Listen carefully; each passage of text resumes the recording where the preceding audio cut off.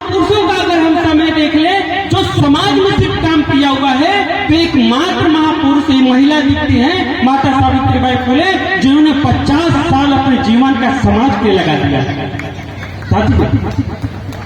हम डॉक्टर बाबा साहब अम्बेडकर को भी देखते हैं, लेकिन डॉक्टर बाबा साहब अम्बेडकर का भी जो सामाजिक जो जीवन है 50 साल नहीं, किसी महापुरुष को 50 साल नहीं, लेकिन माता सावित्रीबाई फुले के 50 साल जीवन हमारे समाज को जागृत करने के लिए, हमारी जो महिलाएं हैं इनको जगाने के लिए, उनको हक अधिकार दिलाने के लिए 50 साल साथी उन्होंने जीवन लगाया हुआ, और वो उस दौर में लगाया हुआ है, उस दौर में उस समय में लगाया हुआ है जब हमारे महिलाओं को कोई अधिकार नहीं हुआ करता था। हमारे महिलाएं घर से बाहर नहीं निकल सकती थी, उनकी सामाजिक जीवन तो छोड़ो, उनकी परिवार की लाइफ भी नहीं हुआ करती थी। उस समय उन्होंने लगाया था, पारिवारिक लाइफ नहीं था। अगर आज के जो हमारे घर की महिलाएं हैं उनको क्या सामाजिक लाइफ है? क्या नहीं है? क्यों नहीं है? अगर उनको मार्केट जाना हो नहीं जा सकती, उनको अकेले शादी में जाना हो नहीं जा सकती, उनको रिश्तेदारी में जाना है नहीं जा सकती। एक पारिवारिक में छोड़िए, समाज कितना बड़ा होगा जो सामाजिक में उन्होंने काम किया है, नहीं है सामाजिक। सावित्रीबाई फुले 1 जनवरी 1848 को जिस विद्यालय की उन्होंने खोला था, जो विद्यालय की स्थापना करी थी, अभी मैं रिसर्च के दौरान उस जगह पे गया हुआ तो मैंने देखा जहां पे विद्यालय है उस महाराष्ट्र में एक गणपति का मंदिर है। गणपति का मंदिर तो बहुत सारे आपको महाराष्ट्र में दिखेंगे, लेकिन एक सबसे जो प्रसिद्ध गणपति का मंदिर है वो गणपति सेठ हलवाई करके वो गणपति का मंदिर है, गणपति सेठ हलवाई गणपति का मंदिर। तो गणपति सेठ हलवाई का जहाँ मंदिर है, उस गणपति के मंदिर पर दर्शन लेने के लिए जब लोग खड़े होते हैं, जिधर उनका मुंह होता है, जिनका उधर हाथ होता है, ठीक उसके पीछे जो सावित्रीबाई फुले ने जो विद्यालय खोला है, ठीक उसके पीछे पड़ता है। यानी जिधर हमारे समाज के लोगों का जिधर मुंह होना चाहिए था, जिधर हाथ होना चाहिए था जोड़ करके खड़े होने, उधर साथियों उधर हमारे समाज के लोगों का पीट करके खड़ा होते हैं, जहाँ सावित्रीबाई फुले ने जहाँ विद्यालय खोला। एक दूसरी घटना साथियों बताते हैं, सावित्रीबाई फुले का महाराष्ट्र में आपको कहीं प्रतिमा मूर्ति देखने को नहीं मिलेगा, मात्र एक जगह है, वो जहाँ हम लोग घूमने जाते हैं सारसबाग में, वहाँ सावित्रीबाई फुले की प्रतिमा लगी हुई है, और उस प्रतिमा के ठीक सामने वहाँ भी गणपति का मूर्ति बना हुआ। कितनी सोची समझी साजिश के तहत साथियों इस देश में क्या षड्यंत्र चल रहा, यानी हमारे महापुरुषों को कोई जान न पाए। वो सारसबाग में जो प्रतिमा है, उस प्रतिमा के सामने ही गणपति का मंदिर है, जिधर हमारे लोग गणपति के सामने हाथ और मुंह करके खड़े होते हैं, ठीक इसके पीछे पुतला पड़ता है। कितना षड्यंत्र के साथ साथियों काम किया गया। तीसरी घटना आपको बताता, जहाँ पे विद्यालय है, उस विद्यालय के बगल में एक पुलिस चौकी है। वो पुलिस चौकी का जो कंपाउंड है, जो ग्राउंड है, उस ग्राउंड में एक हौद, वो हौद जो था, तो हौद किस लिए बनाया गया साथियों? तो एक ज्योतिराव फुले के साथ में एक व्यक्ति विश्राम राम जी घोले जो थे, वो अपनी बिटिया को पढ़ाना चाहते। वो सावित्रीबाई फुले ने जो विद्यालय खोला था, उस विद्यालय में साथियों वो पढ़ाना चाहते थे अपनी बिटिया को, लेकिन उसको रोकने के क्या क्या षड्यंत्र किए गए साथियों। सावित्रीबाई फुले के विद्यालय में उसमें बहुत विद्यार्थी नहीं हुआ करते थे, मात्र 6 विद्यार्थी पढ़ने वाले थे, 6 लड़कियां पढ़ने वाली थी, जिसमें से 4 ब्राह्मण थी, 1 मराठा और 1 धनगढ़ थी। उनकी जाति का भी कोई नहीं। वो विश्राम राम जी घोले की जो लड़की पढ़ना चाहती थी, वो पढ़ के क्या करेगी कि पूरे समाज में फैल जाए। अरे तुम अपने समाज की लड़की को पढ़ा रहे हो, ये लड़की पढ़ के क्या करेगी? इसको पढ़ना नहीं चाहिए साथियों। उस लड़की को जहर देकर मार डाला। सावित्रीबाई फुले जो काम कर रही थी, सावित्रीबाई फुले जो चिंगारी लगाई हुई थी, उस चिंगारी की पहली शिकार वो लड़की 8 साल की बनती है, जिसका नाम गुड़िया था। वो गुड़िया को जहर देकर के साथियों मार डाला गया। इनके समाज के लोगों को पढ़ने नहीं देना चाहिए। कितनी व्यवधान, किस परिस्थितियों से गुजर करके सावित्रीबाई फुले ने हमको यहाँ तक पहुँचाने का काम किया है, हमारी महिलाओं को शिक्षा देने के लिए काम किया है। साथियों, कितने संघर्ष की बदौलत क्या हम उस चीज को समझ पा रहे हैं? क्या उस चीज को हम जान पा रहे हैं? साथियों, क्या उसको हम समझने का काम कर पा रहे हैं? एजुकेशन देने का मामला नहीं था। जो सावित्रीबाई फुले जब शादी करके अपने घर पे आती और जब 17 साल बीत चुके होते हैं, उस 17 साल के बाद से जब ज्योतिराव फुले के पिता उन दोनों लोगों को घर से जब बेघर कर देते हैं, तो सावित्रीबाई फुले, साथियों, हमारे घर में क्या रिवाज है?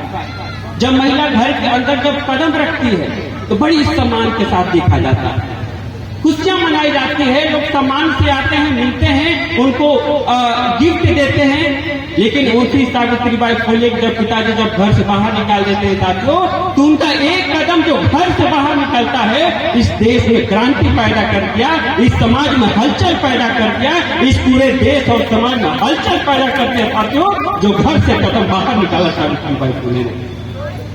कितना त्याग, कितना समर्पण हमारे महापुरुषों में साथियों।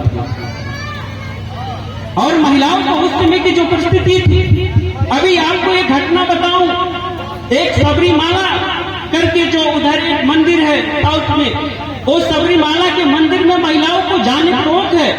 यानी 10 साल से लेकर के जो ऊपर उसकी महिलाएं हैं, वो उस मंदिर में नहीं जा सकती। क्यों नहीं जा सकती? क्योंकि महिला है, महिला पवित्र होती है, महिलाओं का कोई सम्मान नहीं है। महिला अगर मंदिर में घुस जाए तो उस मंदिर में जाने के बाद से मंदिर अपवित्र हो जाता है।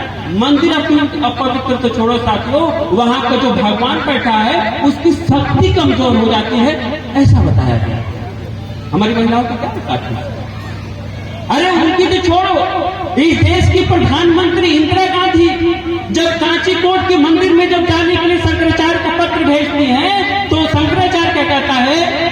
मैं इंदिरा गांधी से मिलने वाला नहीं, मैं उस महिला से मिल नहीं सकता। तो पूछा क्यों नहीं मिल सकता? तो उसने कहा कि मैं विधवा औरत का मुंह नहीं देखना चाहता। उस शंकराचार्य ने कहा कि मैं विधवा औरत का मुंह नहीं देखना चाहती हूँ। उस प्रधानमंत्री का अगर यह औकात है, तो सोचिए साथियों, उस धर्म में हमारी क्या औकात है? तो हमारी क्या औकात होती है साथियों? प्रधानमंत्री को का मुंह देखना अशुभ माना गया। प्रधानमंत्री आजकल की महिलाओं में जब हम एक चीज देखते हैं, किस महिला को सम्मान है? उस महिला को सम्मान है जिसका पति जीवित है, यानी विधवा है, समाज में उसका सम्मान नहीं। और उसका भी अगर पति भी जीवित है, अगर सिर्फ उसकी बेटी है, बेटा नहीं है, उसको भी समाज में सम्मान है। बेटी है कोई दिक्कत, बेटा होना चाहिए, बेटा है तो सम्मान होना चाहिए। साथियों, आप लोग गांव में देखते होंगे, जो आप घर में हल्दी यूज करते हैं, वो हल्दी को शुभ माना जाता है, और वही हल्दी शुभ मानी जाती है जिस हल्दी में हल्का सा कंठा निकला होता है, यानी हल्दी में हल्का सा जो कंठा निकला होता है, उसी हल्दी को शुभ माना जाता है। ठीक उसी प्रकार से हमारी महिलाओं के अगर बच्चे हैं, उनको शुभ माना जाता है। जिस महिला के पति जीवित है, उनको सम्मान है, बाकी किसी महिलाओं को सम्मान नहीं। ये सारी चीजें जो सावित्रीबाई फुले महसूस कर रही थी, एक कदम ने क्रांति पैदा कर दिया, और उस कदम ने इस देश में जो हलचल पैदा कर दिया साथियों, उसके परिणाम के उपलब्ध आज हम सभी लोग यहाँ पे इकट्ठे हैं और इस कुर्सियों पर बैठ करके आप सुन पा रहे हैं और हम बोल पा रहे हैं उनके संघर्ष को बदौलत। आज एक और चीज साथियों आप लोग देखते हो, हम लोग कहीं भी जब जाते हैं, महिलाओं में इतनी असमानता, यानी आपके धर्म ग्रंथों में जो असमानता महिलाओं को लेकर के दिया गया है, महिलाओं को कोई सम्मान नहीं है। एक शब्द आप लोग हमेशा सुनते होंगे, लेडीज एंड जेंटलमैन, वहां भी सम्मान नहीं है। हम लोग जेंटलमैन बोलते हैं, लेडीज एंड जेंटलमैन, आप इस शब्द को बहुत सुनते होंगे। लेडीज जेंटलमैन क्यों नहीं हो सकते? उसको क्यों नहीं वहां सम्मान नहीं मिल रहा है?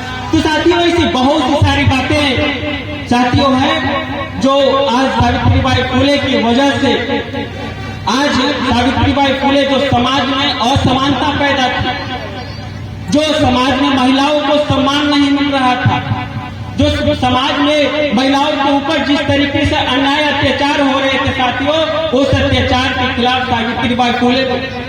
सावित्रीबाई फुले ने लड़ने का जो काम किया साथियों, उनके संघर्षों के बदौलत आज हम यहाँ कुछ कर पा रहे हैं। अगर महिलाओं में असमानता को समाप्त करना है, उनको जरूरी है उनको शिक्षित करना, उनको जागरूक करना और हर कार्यक्रम में, हर आंदोलन में सहभाग करने की जरूरत है, उनको साथ लाने की जरूरत है साथियों। अगर हम साथियों ऐसा करते हैं तो निश्चित तौर पे बहुत बड़ी क्रांति साथियों, अगर इस देश में गुलामी टिकी हुई है तो उसके आधार महिलाओं के आधार पर दुश्मनों ने टिकाया होगा। अगर महिलाओं को आप लोगों ने जागरूक कर दिया साथियों तो निश्चित तौर पे एक बहुत बड़ा परिवर्तन, एक बहुत बड़ा आपको बदलाव देखने को मिलेगा। जो महापुरुषों ने हमारे जान की बाजी लगा करके साथियों जो दिया हुआ है वो साथियों वो मकसद पूरा हो जाएगा। उस मकसद को पूरा करने के लिए आप लोग अपने जागरूक होंगे और जागरूक होकर के जिस देश में असमानता है उसको समाप्त करने का काम करेंगे, हमारे महापुरुषों को संदेश को अपनाने का काम करेंगे साथियों। अगर हम ऐसा करते हैं तो निश्चित तौर पे जैसा सावित्रीबाई फुले इस देश को चाहती थी वो देश निर्माण हो सकता है। आप लोग ऐसा करेंगे साथियों। आपने मुझे समय दिया इसलिए आभार, धन्यवाद। जय भीम, जय भारत, जय संविधान।